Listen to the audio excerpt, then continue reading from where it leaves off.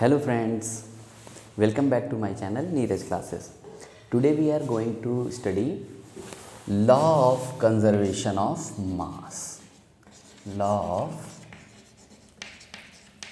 conservation of mass. You study this law in chemistry. According to this law, mass of reactants is equal to mass of product. ठीक है, इस particular नियम में, law में आप पढ़ते हैं कि जब भी कोई दो या तीन रिएक्टेंट आपस में रिएक्ट करते हैं और उनके बाद प्रोडक्ट बनते हैं, तो मास ऑफ द रिएक्टेंट्स मतलब total mass of the reactants का जो टोटल मास है वही प्रोडक्ट का भी टोटल मास होता है. मास चेंज नहीं होता, इसीलिए हम इसको कहते हैं law of conservation of mass. Now we are going to see how it is.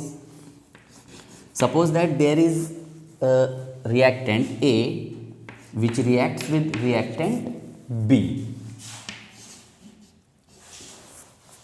and resulting we have product say D plus C.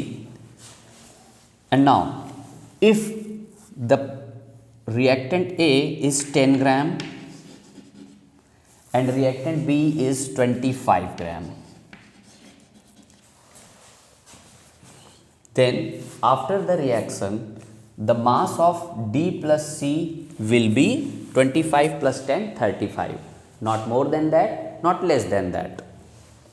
कहने का ये मतलब है कि जब हम A और B को आपस में रिएक्ट कराएंगे, A है 10 ग्राम, B है 25 ग्राम, तो जो C और D बनेगा इनका भी टोटल मास इनके सम के बराबर ही होगा. मीन्स सपोज दैट ये हो गया आपका 18 ग्राम प्लस, तो ये कितना हो जाएगा. अब आप 35 में से 18 को निकाल दीजिए. 35 में से आप 18 निकालेंगे, आपको कितना बच जाएगा 17 ग्राम. यही कहलाता है law of conservation of mass. Mean to say that mass of reactants is equal to mass of product. आप इसको इस तरह से भी लिख सकते हैं. You can write this mass of reactant is equal to mass of product.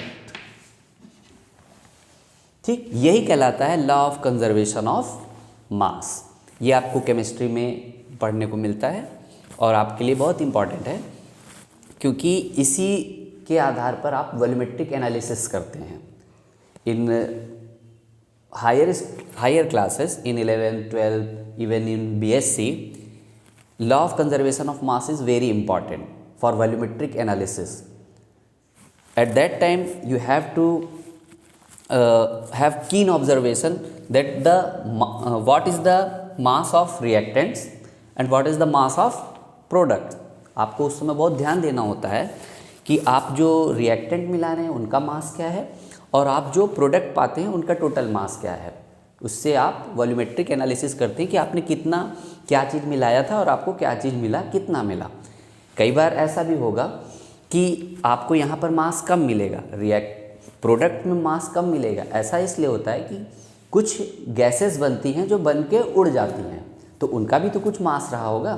तो ये आपका लॉ ऑफ कंजर्वेशन ऑफ मास है, जो कि आपके केमिस्ट्री के लिए बहुत इंपॉर्टेंट है. ठीक है, तो आज आपने इसको देखा, सीखा, और हम लोग नेक्स्ट जब वीडियो बनाएंगे तो हम लोग दूसरा लॉ पढ़ेंगे इसका. आज आपने पढ़ा है law of conservation of mass. Next video में हम लोग पढ़ेंगे लॉ ऑफ कांस्टेंट प्रोपोर्शन. ठीक है बेटा, ओके, थैंक यू.